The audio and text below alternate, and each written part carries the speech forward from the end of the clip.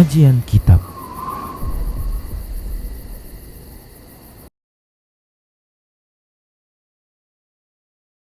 Bismillah, assalamualaikum warahmatullahi wabarakatuh. Innal hamdalillah nahmaduhu wa nasta'inuhu wa nastaghfiruh wa na'udzu billahi min shururi anfusina wa min sayyiati a'malina. Man yahdihillah fala mudhillalah wa man yudlilhu fala hadiyalah.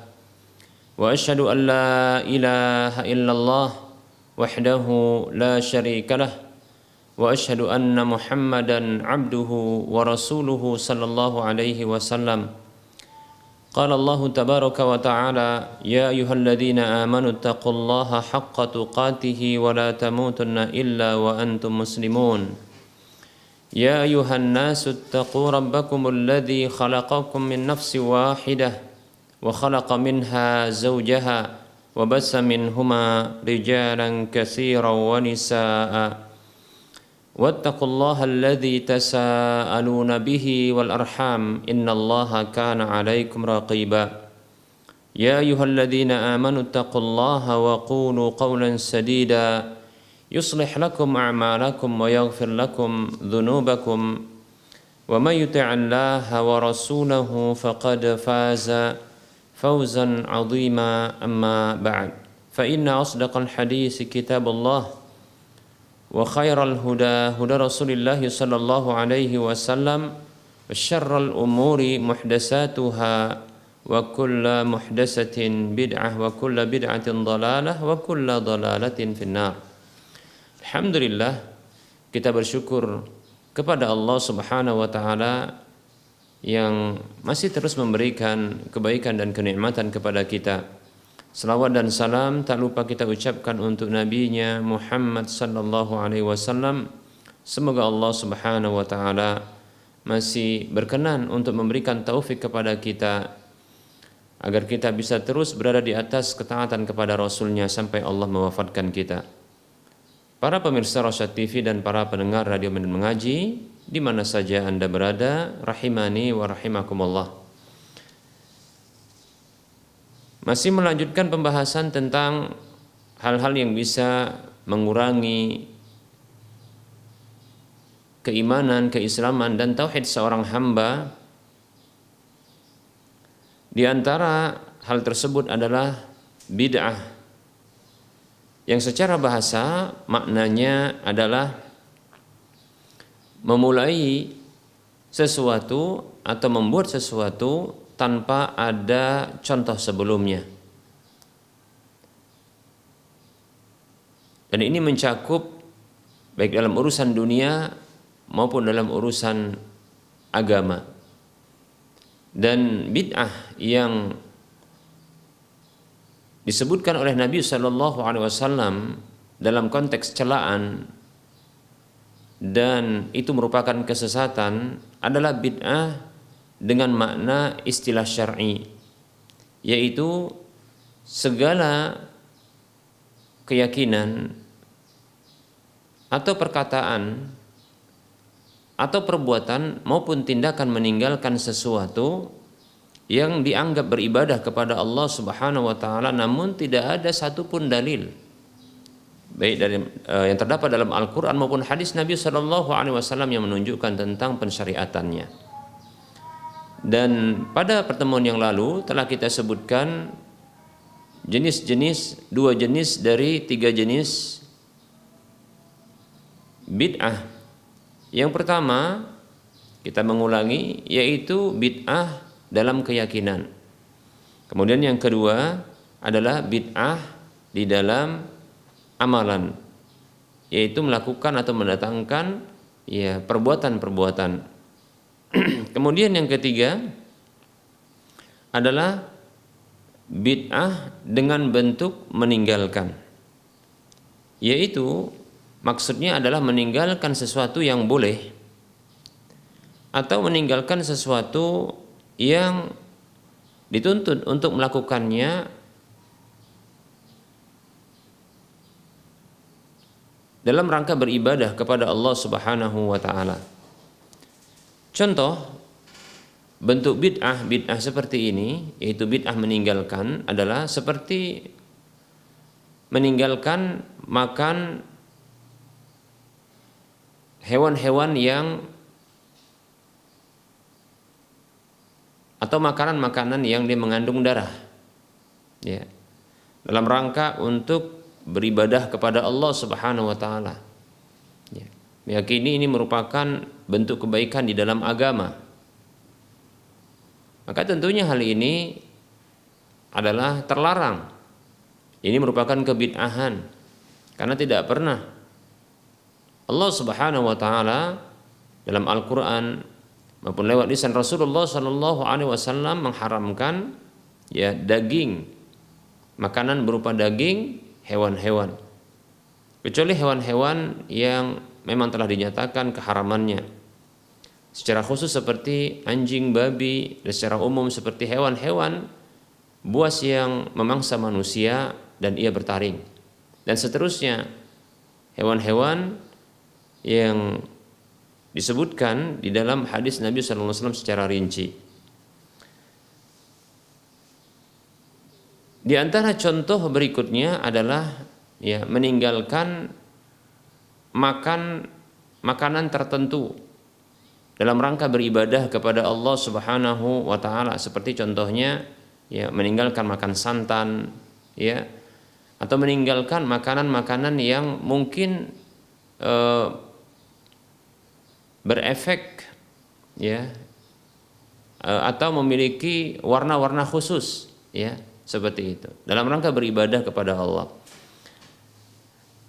Atau mengkonsumsi sebuah atau mengkonsumsi makanan-makanan yang lebih khusus berwarna putih, artinya meninggalkan ya makan makanan yang berwarna selain putih, demikian. Nah, ini tentunya merupakan ya perkara yang keliru yang kita dapatkan. Ada sebahagian ya kaum muslimin dengan alasan puasa mutih, ya, puasa mutih yaitu meninggalkan makanan-makanan yang dia selain berwarna putih, demikian. Nah, ini merupakan bentuk kebid'ahan di dalam ya agama ini. Kemudian begitu juga contoh ya kebid'ahan yang merupakan contoh dari bid'ah dengan cara meninggalkan sesuatu adalah meninggalkan menikah karena alasan untuk beribadah kepada Allah Subhanahu wa taala. Maka ini juga merupakan perkara kebid'ahan, ya. Baik para muslim rahimani rahimakumullah, sungguh telah terdapat berbagai dalil yang banyak, ya, dari Al-Qur'an maupun hadis Nabi sallallahu alaihi wasallam yang menunjukkan pengharaman kebid'ahan dan ancaman keras bagi pelakunya. Di antara dalil tersebut adalah ayat yang pernah kita bacakan, yaitu surah Asy-Syura ayat 21. Allah mengatakan, a'udzu billahi minasyaitonir rajim, am lahum syuraka'u syara'u lahum minad dini ma lam ya'dzan bihillah. Apakah mereka memiliki sekutu-sekutu yang mensyariatkan bagi mereka dari agama ini apa yang tidak Allah izinkan? Para muslim rahimani wa rahimakumullah, dalam ayat ini Allah Subhanahu wa taala bertanya tapi bermaksud untuk mengingkari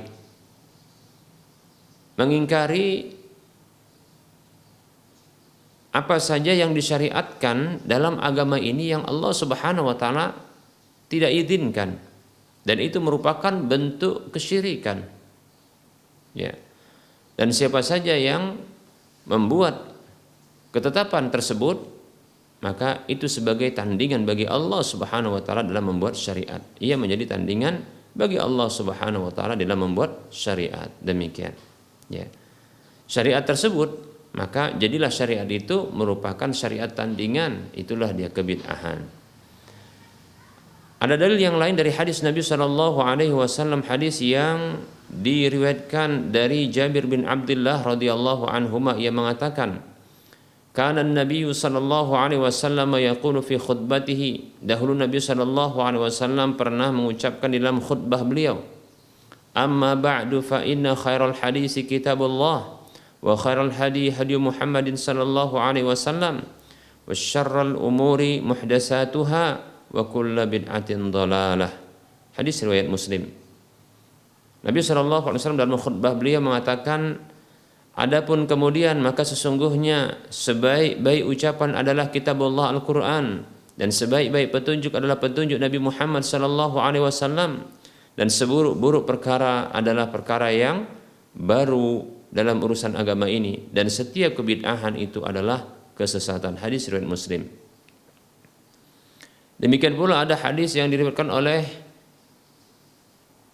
atau dari sahabat Irbad bin Sariyah radhiyallahu anhu dari Nabi sallallahu alaihi wasallam bahwasanya beliau bersabda, "Alaikum bisunnati wa sunnatil khulafa'ir rasyidin al-mahdiyyin, 'addu 'alaiha bin nawajidhi wa iyyakum wa muhdatsatil umuri, fa inna kulla muhdatsatin bid'atun wa kulla bid'atin dhalalatun."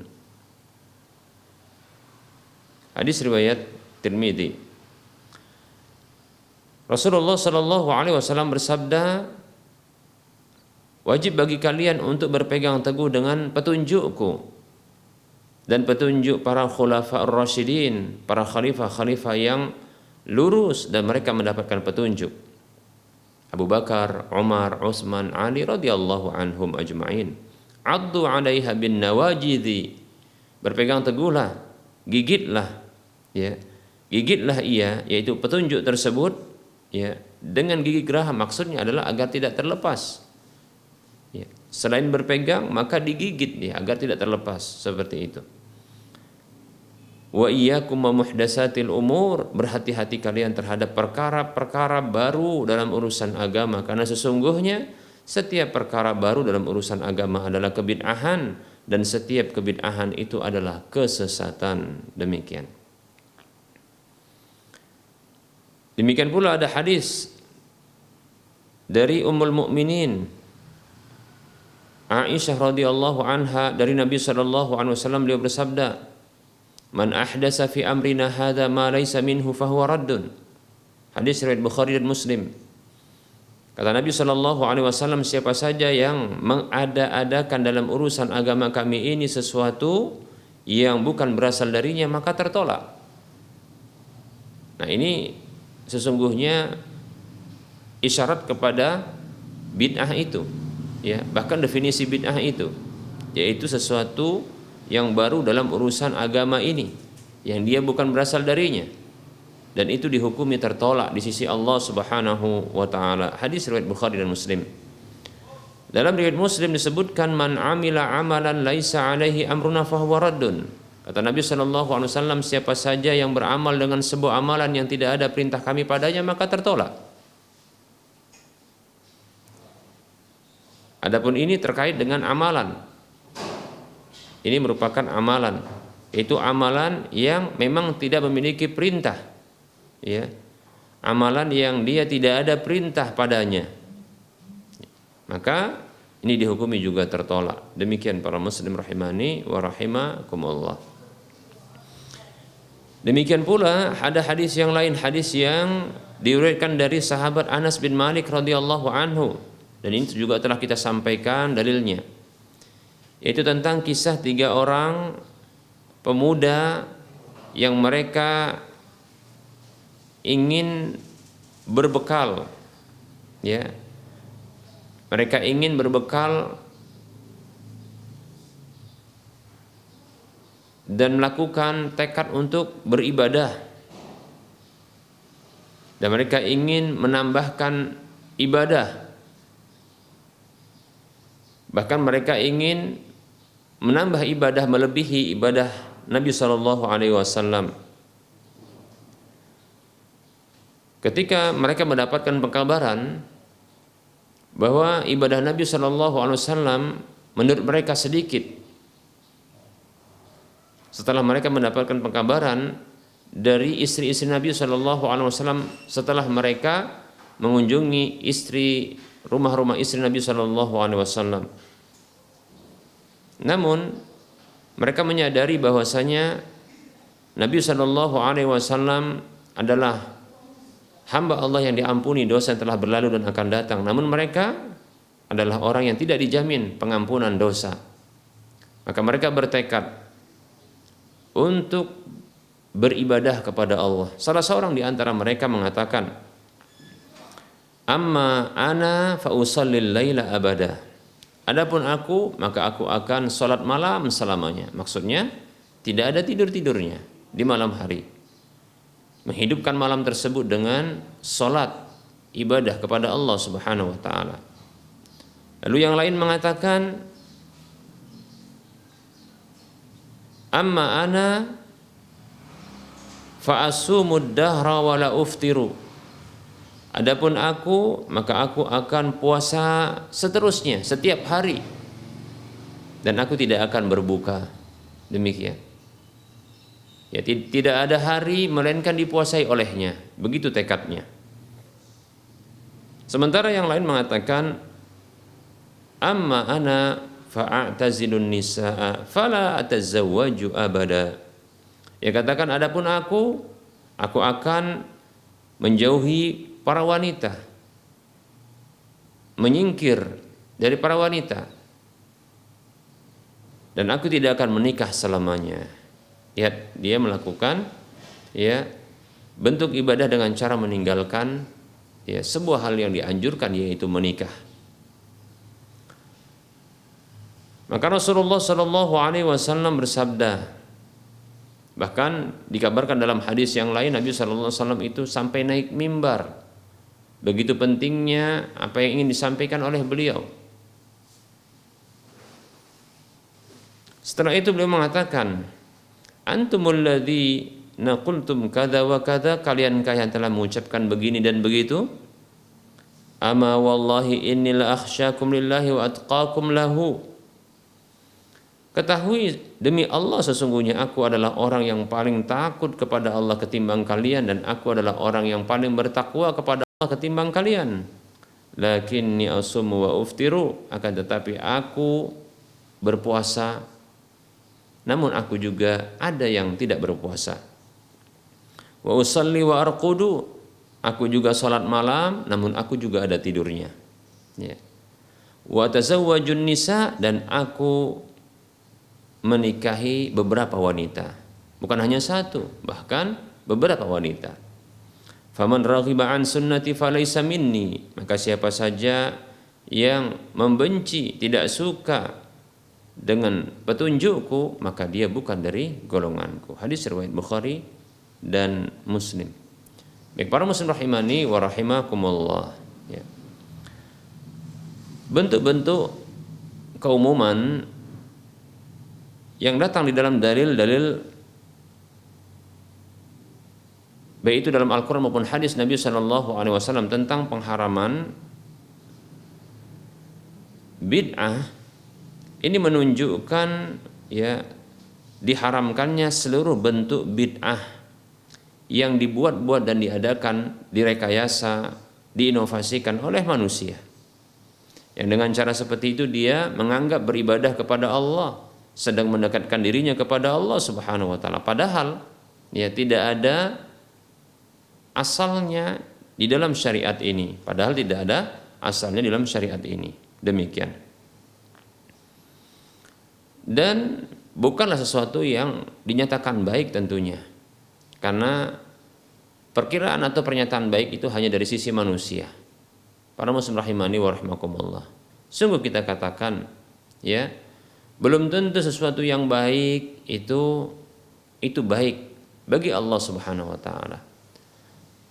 Sesuatu yang baik belum tentu baik bagi Allah Subhanahu wa taala. Baik menurut manusia belum tentu baik bagi Allah Subhanahu wa taala.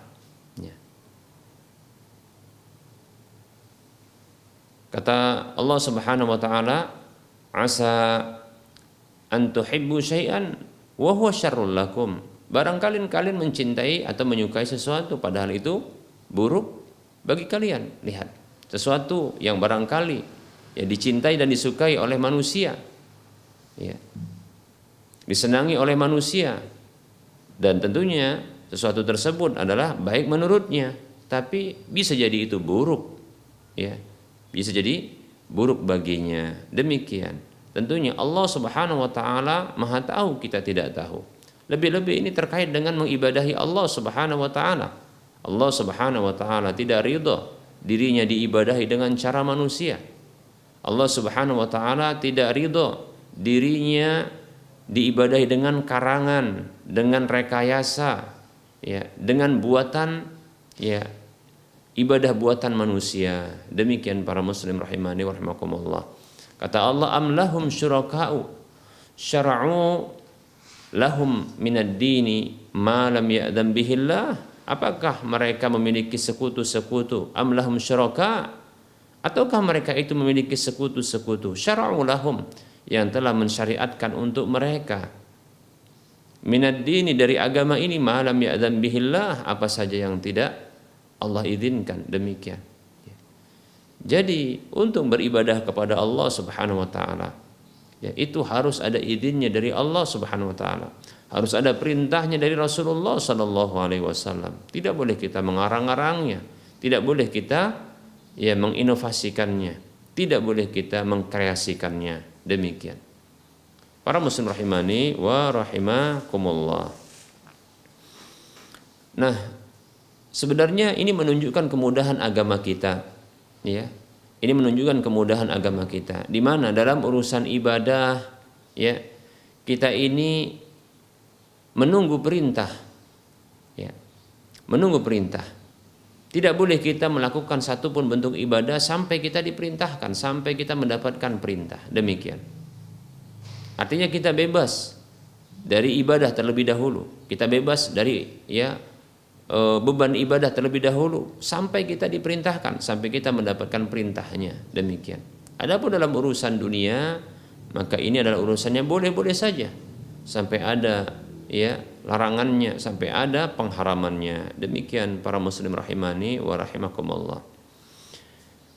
Bentuk-bentuk keumuman dari dalil yang telah kita sebutkan, ya, contohnya adalah seperti yang kita sebutkan dalam hadis Nabi sallallahu alaihi wasallam, man ahdasa fi amrina hadza ma laisa minhu.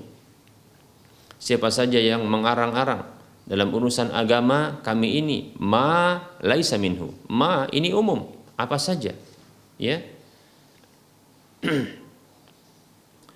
Ini umum. Ya, kita tahu bahwasanya, ya, bagi yang pernah mungkin belajar usul fikih, ya, kita tahu bahwasanya di antara bentuk keumuman, min siyaghil umumi, di antara bentuk keumuman, ya, adalah al-ismul mausul, ya, yaitu isim mausul. Ma ini termasuk isim mausul, ya.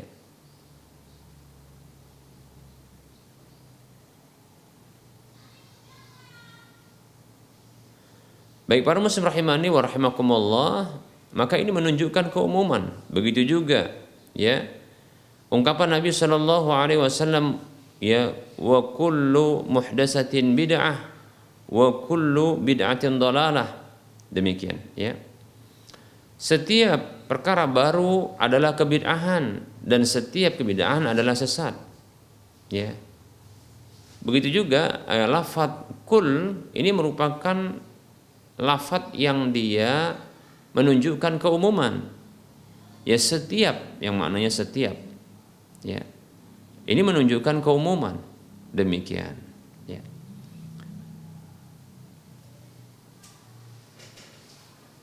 Demikian. Begitu juga sabda Nabi sallallahu alaihi wasallam, man amila amalan laisa alaihi amruna fahuwa raddun.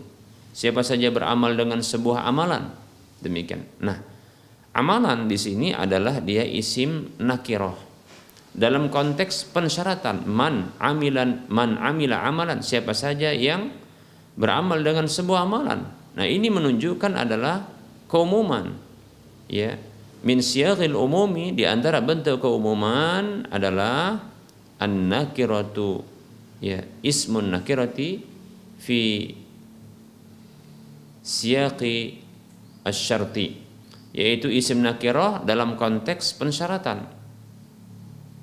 Amalan dalam hadis yang kita sebutkan tadi, Ini adalah isim nakirah dalam konteks kalimat pensyaratan, yaitu man, siapa saja yang berbuat atau beramal dengan sebuah amalan, maka amalan ini adalah seluruh amalan, ya, secara umum, ya. Laisa alaihi amruna, yang tidak ada perintah kami padanya, fahuwa raddun, maka tertolak. Ini menunjukkan itu adalah bid'ah, karena perkara bid'ah adalah tertolak. Demikian. Para muslim rahimani wa rahimakumullah. Nah, jika demikian, karena lafaz-lafaz ini menunjukkan keumuman keseluruhannya, maka ketahuilah, ya, dalil-dalil yang telah kita sebutkan ini menunjukkan secara jelas dan gamblang bahwa seluruh bid'ah itu adalah diharamkan, tercela, dilarang, ya, untuk dilakukan. Demikian para muslim rahimani wa rahimakumullah. Berkata Al-Imam Abu Ishaq Asy-Syatibi, yang beliau bermadhab Maliki, dalam kitab Al-I'tisam di juz yang pertama di halaman ke 141 dan 143, Ja'a fil ahadisi, beliau mengatakan Ja'a fil ahadisil muta'addidati wal mutaqarrirati fi awqatin syatta wa bihasabil ahwalil mukhtalifati anna kulla bid'atin dalalatun wa anna kulla muhdatsatin bid'atun wa ma kana nahwa dzalika minal ibarati dallati ala anna al bid'a madhmumatun walam ya'ti fi ayatin wala hadisin taqidun wala takhsisun wala ma yufhamu minhu khilafu zahiril kulliyati fiha fadalla dzalika dilalatan wadihatan ala annaha ala umumiha wa itlaqiha. Beliau mengatakan, telah datang di dalam hadis-hadis yang banyak dan berulang di waktu-waktu yang berbeda dan sesuai dengan kondisi yang berbeda pula, bahwa setiap bid'ah itu adalah kesesatan, wa anna kulla muhdatsatin bid'atun, dan bahwasanya setiap perkara baru dalam urusan agama merupakan kebid'ahan, ya. Dan apa saja yang seperti itu dari ungkapan-ungkapan yang menunjukkan bahwa bid'ah itu merupakan tercela.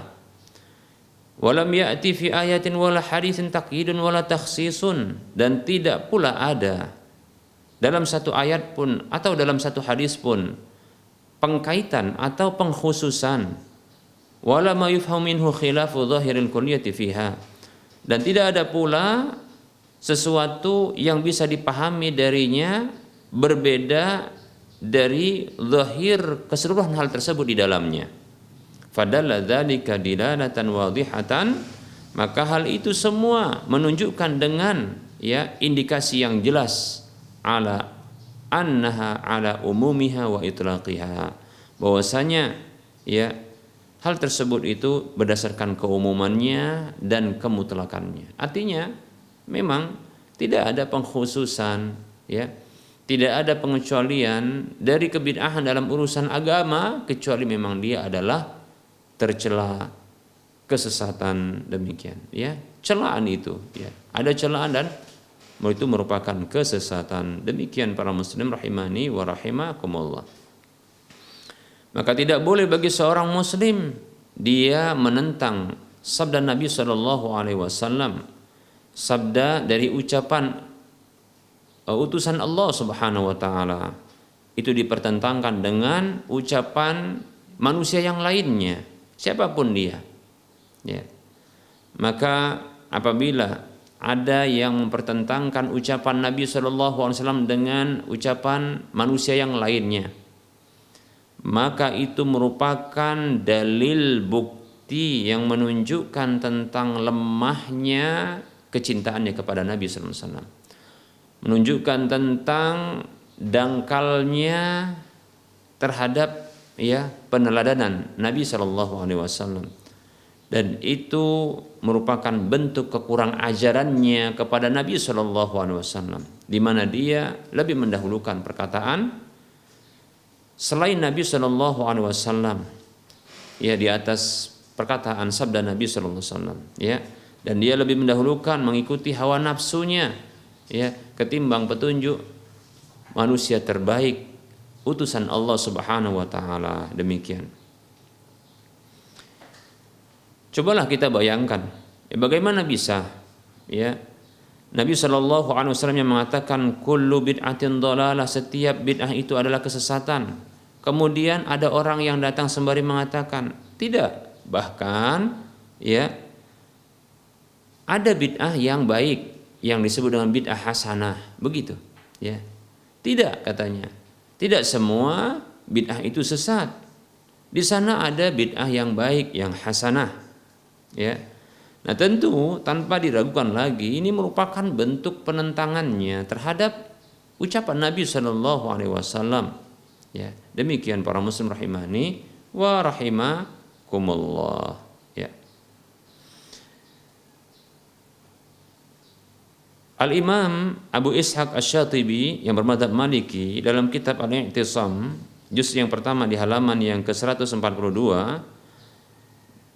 beliau menyebutkan, setelah beliau menyebutkan ungkapan yang baru saja kita sebutkan, ya, dan setelah menyebutkan ijma' para sahabat, yaitu kesepakatan seluruh para sahabat radhiyallahu anhum ajma'in untuk meninggalkan bid'ah, beliau mengatakan,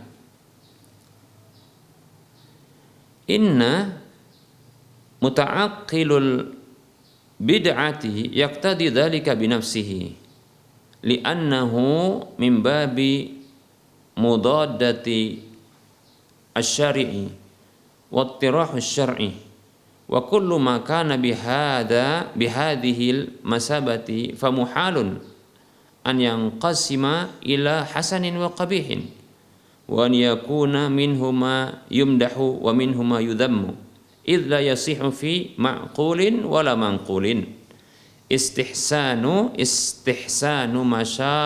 masyaqatis syari'i wa syar'u qad dalla ala anna al-hawa huwa al-muttabi'u anna al-hawa huwa al-muttaba'u al-awwalu fil bid'i wa huwa al-maqsudu as-sabiqu fi haqqihim wa dalilu syar'i kattaba'i fi haqqihim. Kita terjemahkan dulu.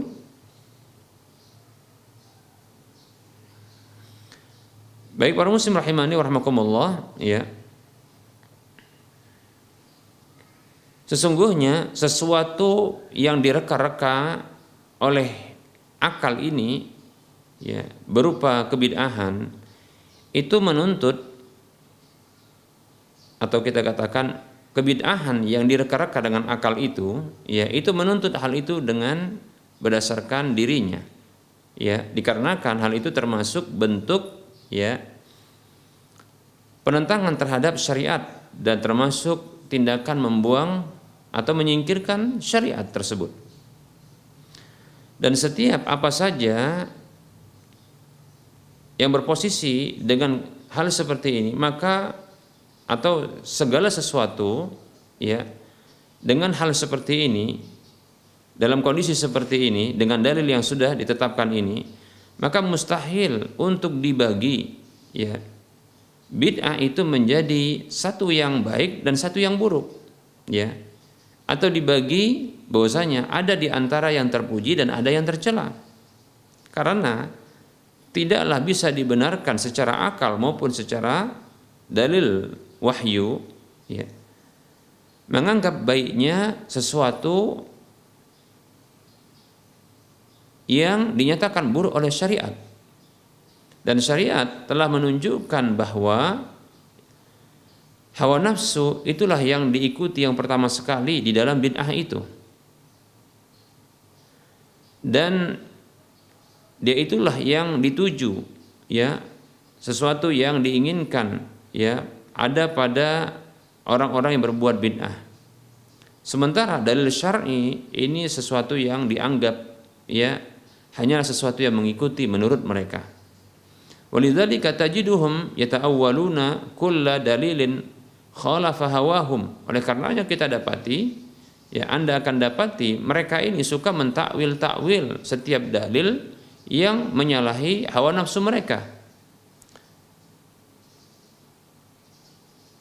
Wa yatba'una kulla syubhatin wafaqat aghradahum, dan mereka mengikuti setiap syubhat, kesamaran-kesamaran yang sesuai dengan ya tujuan mereka.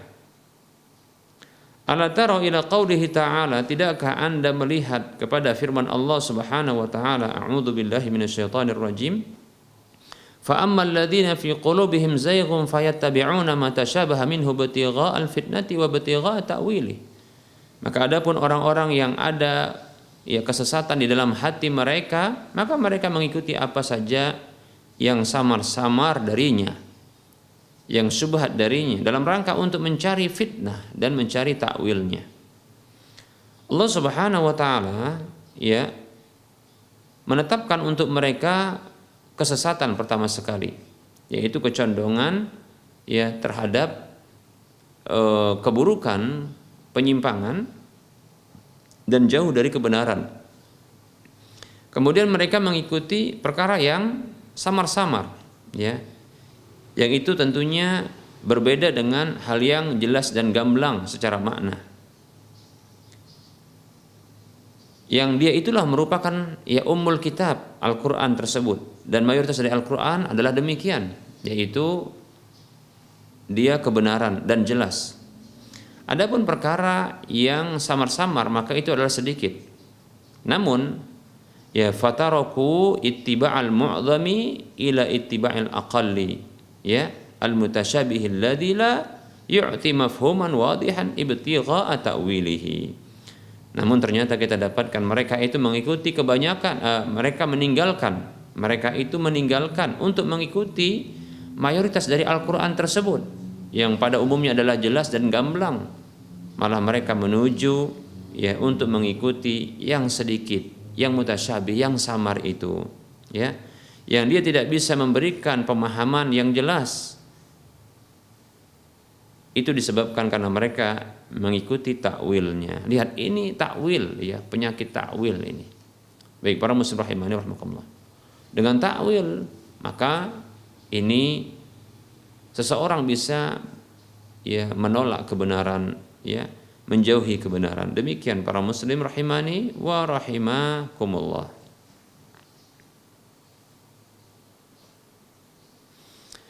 Baik ya, ini barangkali materi yang bisa kita sampaikan pada pertemuan kali ini. Insyaallah taala kita akan lanjutkan pada waktu mendatang materinya, dan berikutnya kita akan melangkah kepada sesi soal jawab.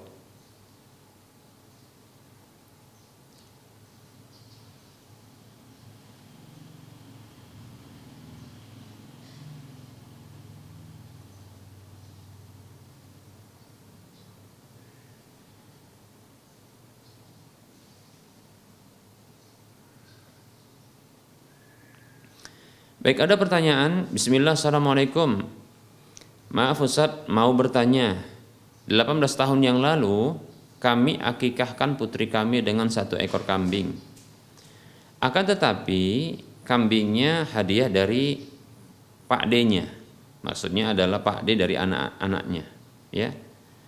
Bukan kami yang membelinya dengan harta kami, mengingat akikah itu setelah kami dengar adalah kewajiban orang tua, dan juga waktu itu kami belum hijrah, sehingga pelaksanaan akikahnya dengan amalan-amalan bid'ah yang biasanya dilakukan oleh masyarakat. Yang kami tanyakan, sahkah akikah putri kami atau perlukah kami ulangi akikahnya, ya, dan bagaimana jika rambut waktu akikah tidak dicukur?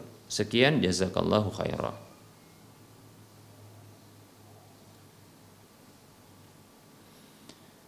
Waalaikumsalam warahmatullahi wabarakatuh. Betul bahwasanya akikah untuk wanita itu 1 kambing. Dalam sebuah hadis yang diriwayatkan oleh Imam Ahmad dan yang lain, Nabi kita Muhammad sallallahu alaihi wasallam bersabda, "Anil ghulami syatani mukafi'atani wa anil jariyati syatun." Kata Nabi SAW, untuk bayi laki-laki maka ada 2 ekor kambing untuk diakikahi yang sepadan, dan untuk bayi perempuan maka 1 ekor kambing, demikian, seperti itu. Baik, pertanyaannya, apakah ya bila akikah ini berasal dari orang lain, bukan dari orang tuanya, ya, yaitu harta untuk mengakikahi ini datangnya dari orang lain. Apakah ini sah? Maka jawabannya insyaallah taala sah, ya. Ya, sah yang seperti ini insyaallah taala. Mengapa demikian? Pertama, alasannya karena dahulu ya Nabi SAW yang mengakikahi Hasan dan Husain, yang itu merupakan cucu dari Nabi SAW, bukan anak langsung dari Nabi SAW. Itu adalah anak dari Ali dengan Fatimah radhiyallahu anhuma, ya. Hasan dan Husain yang itu cucu Nabi SAW radhiyallahu anhuma itu diakikahi oleh Rasulullah SAW, ya. Dalam sebuah hadis, kalau tidak salah diriwayatkan oleh Imam Tabrani, ya, aqan Nabi sallallahu alaihi wasallam, ya, anil Hasani wal Husaini. Nabi sallallahu alaihi wasallam mengakikahi Hasan dan Husain. Seperti itu. Wa khannatahuma, ya, yaumas sabi'i. Dan beliau mengkhitan mereka di hari yang ke-7. Baik, ini para muslim rahimani wa rahimakumullah. Jadi sah walaupun orang lain. Alasan yang kedua, tentunya ketika uang atau harta tersebut, ya, baik itu dengan cara diberikan langsung berupa uang atau dibelikan, ya, hewannya berupa kambing itu lalu diserahkan kepada orang tua, bukankah sudah berpindah kepemilikannya, ya, dari orang yang memberikan kepada orang yang diberikan, dalam hal ini adalah orang tuanya. Maka tentunya ini menjadi milik orang tuanya, kan seperti itu, ya. Ini menjadi milik orang tuanya, ya, kemudian diakikahi dengan orang tuanya. Yang jelas, ya, para muslim rahimani rahimakumullah, tidak mesti, ya, tidak mesti akikah itu berasal dari harta orang tuanya. Bisa jadi dari harta kakeknya, ya, saudara-saudara kandungnya, atau barangkali, ya, dari paman-pamannya, bibi-bibinya, atau orang lain yang sama sekali tidak ada hubungan nasab dengannya. Wallahu taala alam. Baik, ya, adapun acara atau perkara kemungkaran yang disisipkan ke dalam akikah ini, yang akikah ini sesungguhnya tidak ada, bukanlah sebuah yang menyimpang dan keliru, ya, maka tentunya yang seperti ini tidaklah mencederai, walaupun kita katakan, ya, tentunya ada perkara yang menyimpang atau yang keliru bila disisipkan perkara yang menyimpang dan keliru tersebut. Hanya saja mengurangi kualitasnya, namun tidaklah mencederai keabsahannya, kecuali ketika menyembelih hewan tersebut disebutkan nama selain Allah Subhanahu wa taala, ya, atau ditujukan untuk, ya, berhala tertentu, ya, demikian. Maka yang seperti ini tentunya sesungguhnya itu menjadi bangkai, demikian, ya. Namun apabila kemungkaran, kemaksiatan, penyimpangan, kebid'ahan itu disisipkan, ya, setelah acara tersebut atau dalam acara tersebut, namun dalam penyembelihannya ini memang ikhlas untuk Allah dan caranya tepat, ya, maka insyaallah taala sah, walaupun itu mengurangi kualitas dari ibadah akikah ini. Wallahu taala alam. Adapun, ya, bila bayi tersebut tidak dicukur, ya, apabila bayi tersebut tidak dicukur, ya, namun hanya diakikahi saja, maka ini tidaklah, ya, menyebabkan akikah tersebut dia tidak sah. Mengapa demikian? Karena, ya, mencukur kepala, ya, bahkan bersedekah dengan seberat, ya, dengan nominal, ya, nominal dari berat rambut cukuran tersebut yang disedekahkan ya baik itu dengan nilai emas atau perak, maka ini adalah dua petunjuk Nabi SAW yang terpisah dari akikah.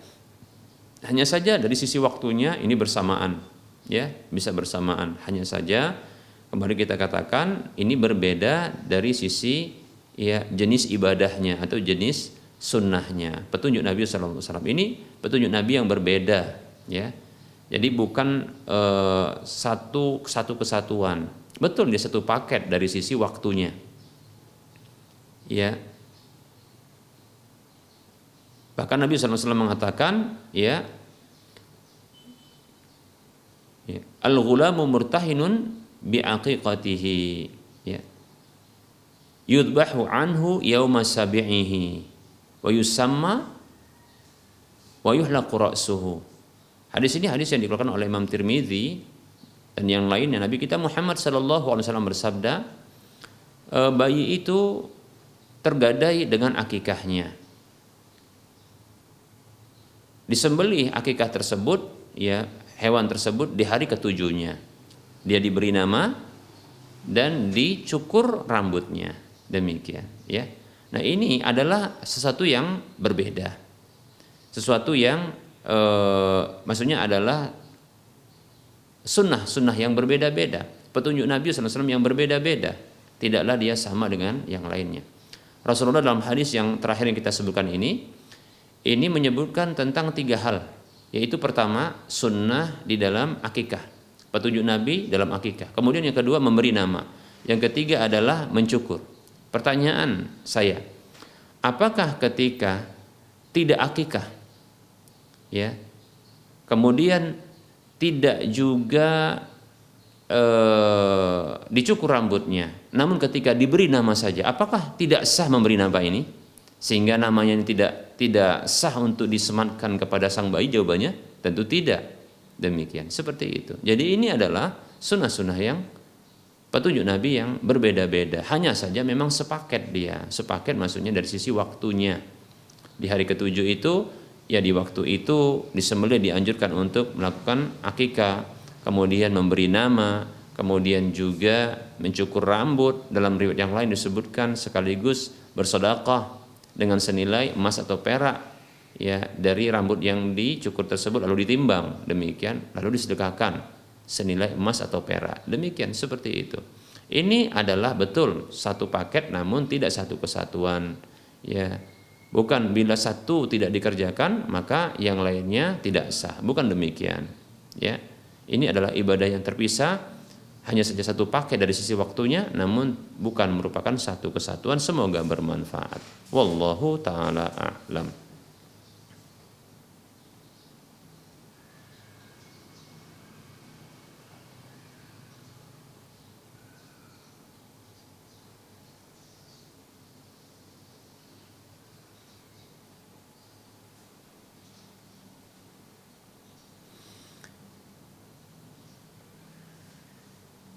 Baik, ada pertanyaan berikutnya.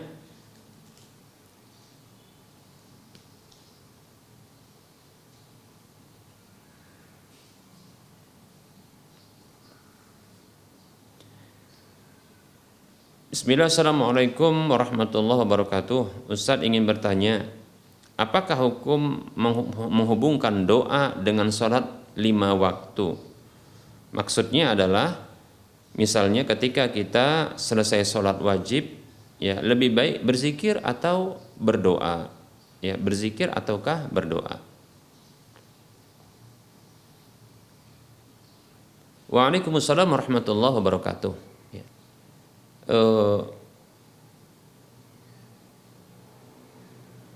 Sesungguhnya berzikir dan berdoa setelah sholat fardu ini merupakan anjuran, bukan sebuah kewajiban. Ya,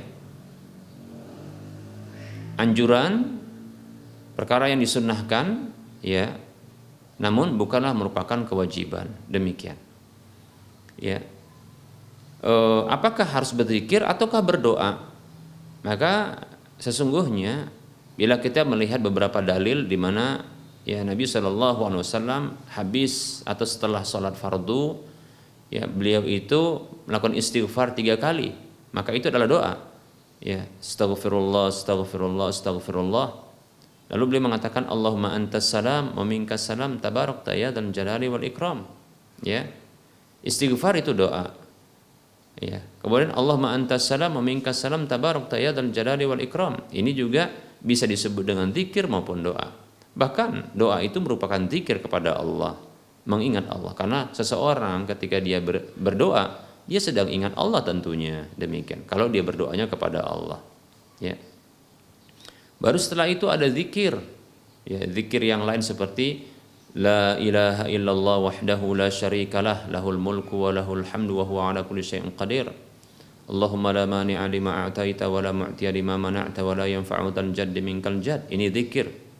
Kemudian la ilaha illallah wahdahu la syarikalah lahul mulku wa lahul hamdu wa huwa ala kulli syai'in qadir. La haula wa la quwata illa billah, la ilaha illallah wa la na'budu illa iyyah, lahun ni'ma wa lahul fadlu wa lahus sana'ul hasan, la ilaha illallah mukhlishina lahuddin walau karihal kafirun. Ini adalah zikir. Demikian.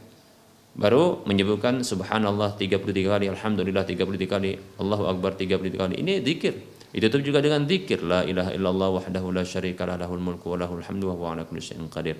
Nah, jadi kita ikuti saja ya tata cara ya zikir dan doa yang diajarkan Nabi sallallahu alaihi wasallam, demikian. Tapi apakah salah dan keliru? Contohnya apabila seseorang dia ingin mendahulukan doa. Mungkin dia punya kegiatan setelah sholat. Dia ingin setelah dia setelah dia sholat salam, ya, dia ingin berdoa nanti zikirnya di dalam atau di atas kendaraannya. Apakah dibolehkan? Jawabannya boleh, insyaallah taala boleh, tidak masalah. Ya, tidak masalah. Dia doa dengan angkat tangan, ya, karena itu mungkin dia butuh untuk berdoa kepada Allah Subhanahu wa taala. Kita pernah sampaikan satu hadis Nabi sallallahu alaihi wasallam, hadis yang dikeluarkan oleh Imam Tirmidzi dan dihasankan oleh Imam Tirmidzi. Ya, Rasulullah sallallahu alaihi wasallam pernah ditanya, "Ayyud du'ai asma'?" Doa manakah yang paling didengar oleh Allah? Maka Rasul mengatakan, "Dubura as-salawatil maktubat." Pertama sekali adalah jaufal lailil akhir, yaitu doa yang dilantunkan di jauf, yaitu di jauf ini artinya dalam, ya, rongga.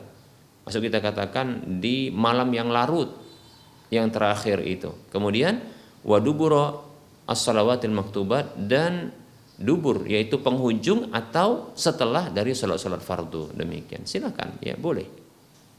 Tapi sebaiknya jangan ditinggalkan zikirnya, ya. Zikir tadi seperti istighfar 3 kali, ya.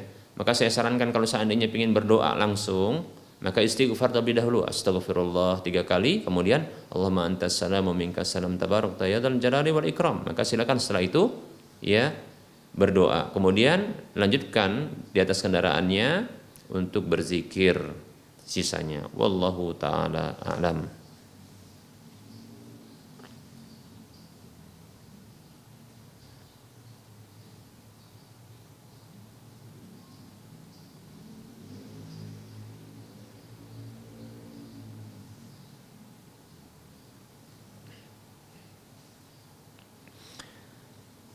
Assalamualaikum warahmatullahi wabarakatuh.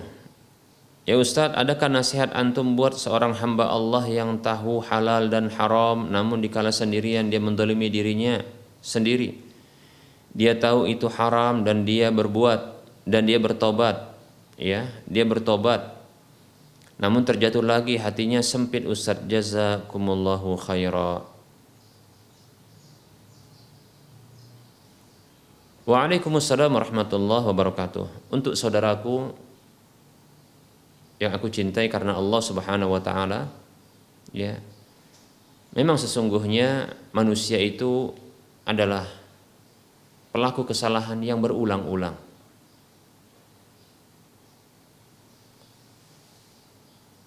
Namun bila kita telah jatuh ke dalam sebuah pelanggaran yang berulang, maka janganlah sampai syaitan ini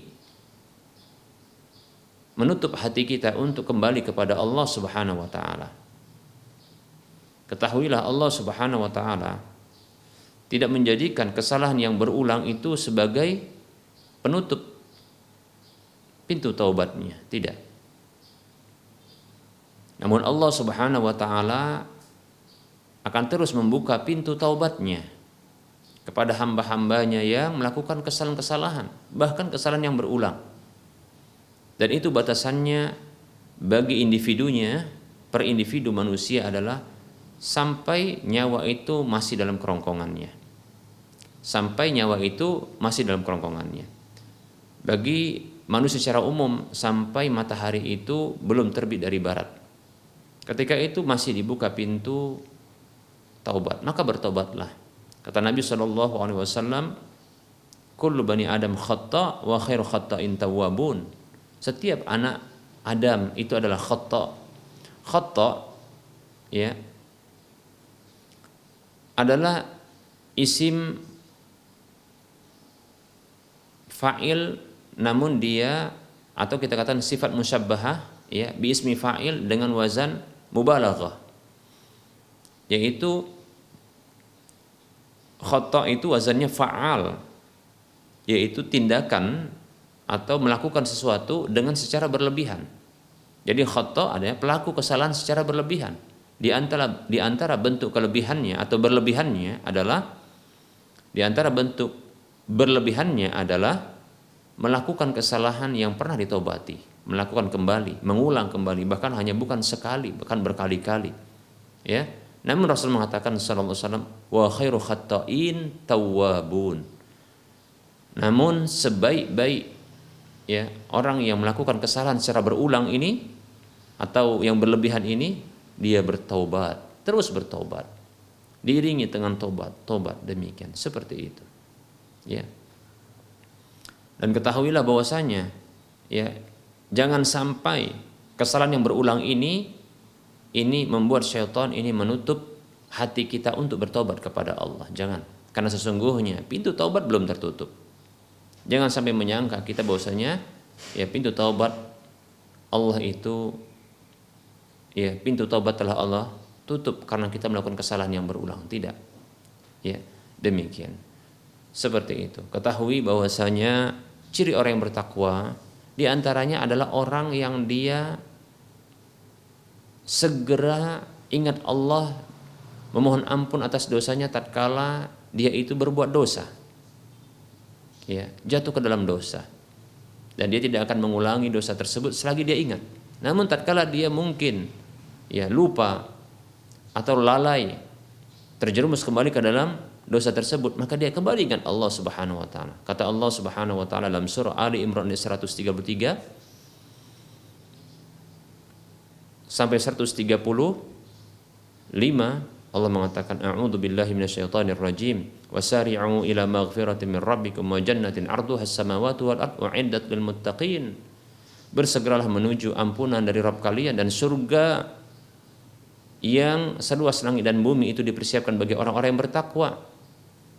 Alladzina yunfiquna fis sarra'i wad dharra'i wal kadhibina al ghaidha wal 'afina 'anil nas wallahu yuhibbul muhsinin. Yaitu orang-orang yang berinfak di kala susah dan senang.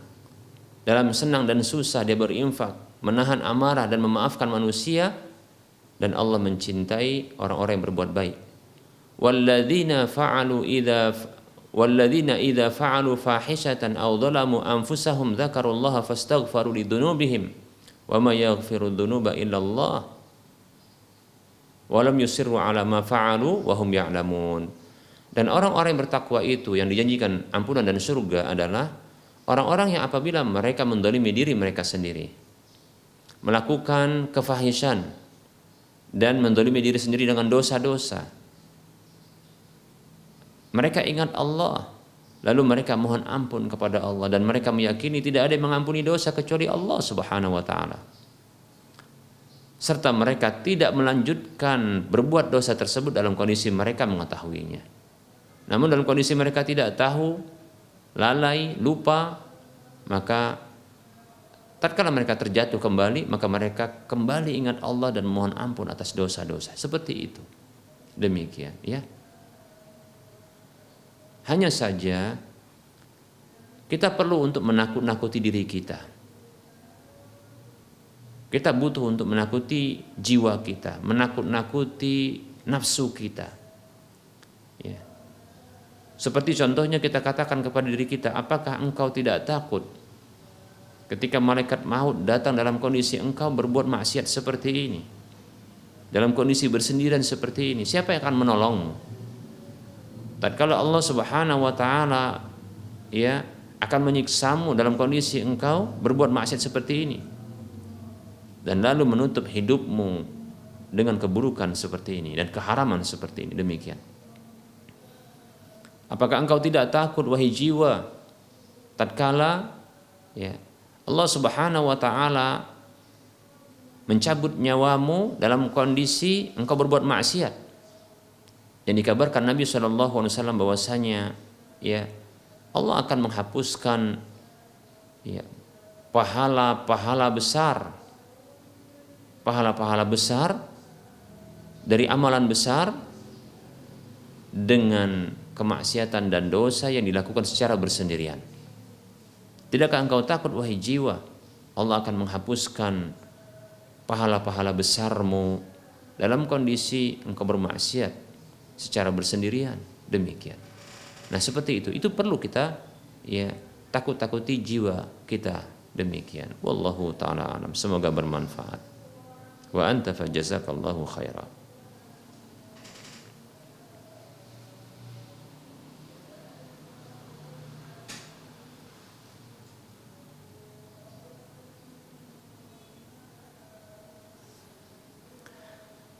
Bismillahirrahmanirrahim. Izin bertanya Ustadz, di komplek perumahan kami ada uang paguyuban kematian, tapi sifatnya tidak wajib. Kita mau ikut ragu-ragu. Per jiwa adalah 2.500 per bulan. 2.500 rupiah per bulan. Ketika peserta meninggal, nanti dikasih uang untuk saat ini 2 juta. Uang itu dari uang paguyuban yang terkumpul. Apakah itu termasuk asuransi? Ada juga non-muslim yang ikutan paguyuban ini. Apakah boleh Ustaz? Secara itu orang bukan Islam. Secara akidah itu orang bukan Islam.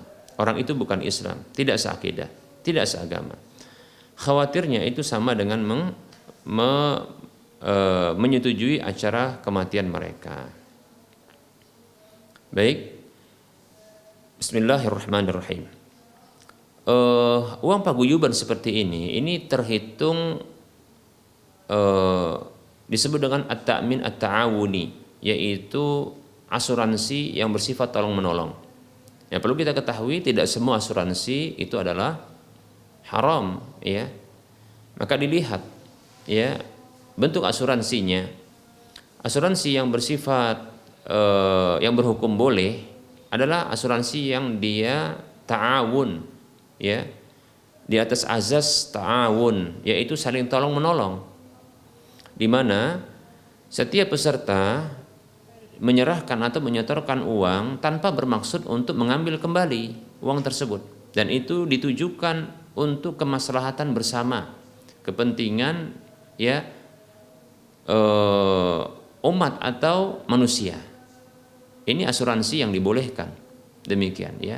Bahkan ini merupakan bentuk ya ta'awun 'alal birri wa taqwa. Yang Allah mengatakan dalam surah Al-Maidah ayat 2, a'udzubillahi minasyaitonir rajim. Wa ta'awanu 'alal birri wa taqwa.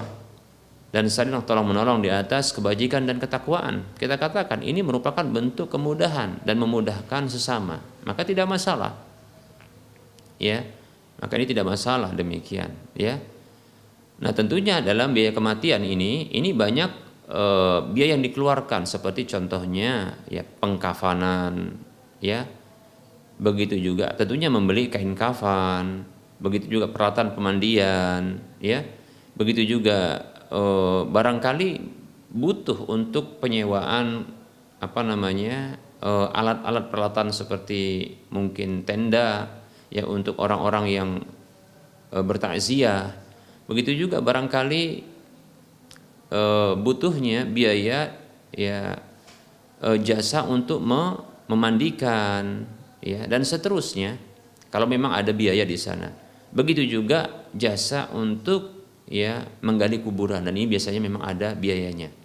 Dan mungkin juga barangkali di sebahagian tempat ya ini ada juga mengeluarkan biaya yang ditujukan untuk kuburannya ya seperti itu. Dan ini betul biaya besar tentunya. Maka wallahu taala alam ini tidak masalah yang seperti ini ya, tidak masalah ya. Ingat dengan syarat adalah uang yang disetorkan tersebut ini sifatnya adalah hibah, pemberian ya. Itu hibah murni, dia tidak ingin kembali, demikian ya. Adapun nanti dirinya itu mendapatkan dana untuk pelayanan ya dari sesuatu yang telah disepakati, maka ini bukanlah bentuk satu yang menyalahi syar'i ya. Yang jelas bila memang ditujukan dari setoran uang yang diberikan tersebut adalah hibah dan bukan berharap untuk dikembalikan ya, bahkan ini cuma-cuma seperti itu. Inilah dia disebut dengan at-ta'min at-ta'awuni, asuransi yang bersifat ta'awun, demikian. Berbeda dengan ya ta'min ar-ribawi, yaitu asuransi yang bersifat ribawi yang pada umumnya adalah at-tijari, komersil ya, di mana orang yang menyetorkan uang itu memang dijanjikan untuk dikembalikan ya. Bahkan juga akan disertakan dalam pengembalian tersebut nantinya, baik itu sebelum ataupun setelah atau bersama dengan itu nanti berbagai hal fasilitas, bahkan ada uang juga, begitu juga barangkali pelayanan-pelayanan yang lainnya. Maka ini merupakan bentuk riba, bahkan ada gharar, bahkan judi di sana, demikian. Adapun ta'min at-ta'awuni yang dalam bahasa sehari-hari kita di masyarakat kita, ini serikat tolong menolong yang seperti ini tidak masalah. Baik itu diwajibkan ataupun tidak diwajibkan, lebih-lebih tidak diwajibkan, ini lebih baik ya. Ini cenderung seperti infak yaitu sedekah, demikian ya. Wallahu taala a'lam. Adapun ya terkait dengan orang kafir yang ikut serta, maka tidak masalah, tidaklah mencederai akad ini, demikian ya. Hanya saja apakah nantinya ini merupakan bentuk ya dukungan terhadap acara kematian mereka? Tentu tidak. Nah, kita tanyakan dulu apakah contoh seperti ya pelaksanaan tata cara kematian mereka itu apakah pada umumnya adalah menyimpang? Kita katakan iya, acara-acara ritualnya adalah menyimpang. Tapi seperti contohnya ya penggalian kuburan. Nah, ini tentunya apa? Ini satu yang juga butuh biaya. Di mereka mungkin juga ada biaya itu. Ya, seperti barangkali juga persiapan untuk peti mati. Apakah peti mati ini keliru? Kita katakan peti mati bagi mereka itu kebiasaan mereka. Ya, ada pun acara-acara yang lainnya, bahkan kita katakan ya Fatimah radhiyallahu anha itu pernah dimasukkan ke dalam peti mati. Mengapa? Dikarenakan ya beliau ini tidak ingin dilihat fisiknya ketika wafat, demikian, karena beliau malu, demikian. Ya wallahu taala alam. Mungkin andaikan kalau seandainya orang kafir pun ini tidak diberi atau tidak diikut sertakan, ini maka lebih bagus, karena barangkali bisa jadi uang-uang tersebut diarahkan untuk hal-hal yang menyimpang juga, tapi bisa juga tidak ya. Atau bisa dengan cara contohnya fasilitas yang diberikan ini berbeda. Kalau seandainya mungkin seorang kafir ini ya dia ini menyetorkan yang biasanya mungkin untuk orang Islamnya 2.500 per bulan, maka dia bisa jadi 2.000 saja. Nanti uang yang diberikan ya itu mungkin barangkali bisa 1 juta, demikian, seperti itu ya. Wallahu taala a'lam. Ya, ini solusi saja. Tapi hukum asalnya at-ta'min ta'awuni, yaitu asuransi yang bersifat ta'awun asasnya ya, itu ta'awun itu maksudnya adalah saling tolong menolong, yaitu memberi namun tidak ingin kembali, maka ini dibolehkan. Wallahu taala alam.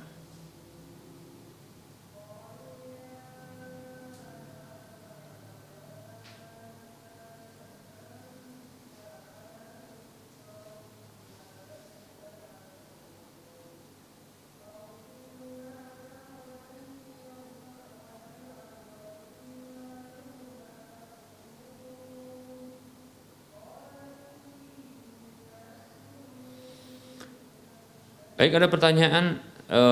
Saya memahami bahwasanya semua asuransi komersil di Indonesia adalah riba dan gharar sekalipun syariah. Baik. Namun perusahaan tempat saya bekerja, RS berarti rumah sakit sepertinya, mengharuskan saya masuk asuransi kesehatan. Namun dipotong gaji saya, bayar sendiri ya maksudnya. Saya bingung cara menolaknya karena ownernya adalah beragama Hindu. Saya khawatir jika saya menjawab dengan alasan haram sesuai syariat, saya khawatir dipandang sangat radikal karena berkaitan dengan profesi dan jabatan saya di rumah sakit tersebut. Ustaz, apa yang saya harus lakukan atau bagaimana cara saya menolaknya? Dan apakah saya harus ikut dan tidak memanfaatkan sedikit pun asuransi tersebut atau boleh saya gunakan jika saya benar-benar dalam kondisi sakit? Afwan, barakallahu fiik, jazakumullahu khairan.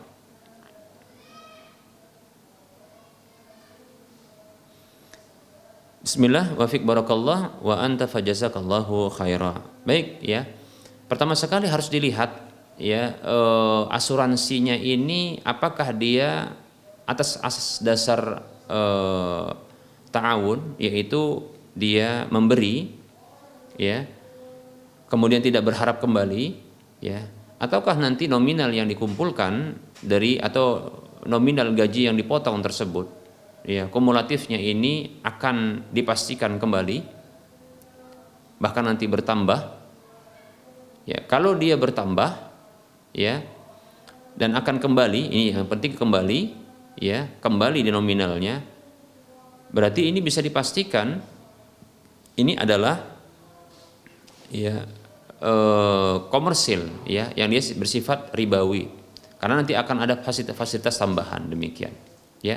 Namun apabila gaji yang dipotong ini sifatnya hangus, itu adalah hibah ya, maka ini berarti adalah dia takmin ta'awuni dan ini dibolehkan dengan syarat ya tidak ada denda keterlambatan tentunya, demikian ya. Ini cara pertama. Apabila ternyata ya ini semuanya adalah komersil ya, caranya komersil, baik kita katakan permasalahannya lah ya, apakah menjadi keanggotaan ya, terlibat menjadi keanggotaan ini merupakan atas dasar pilihan pribadi ataukah dia sifatnya ya dipaksa, seperti contohnya didaftarkan secara tanpa ada pilihan ya.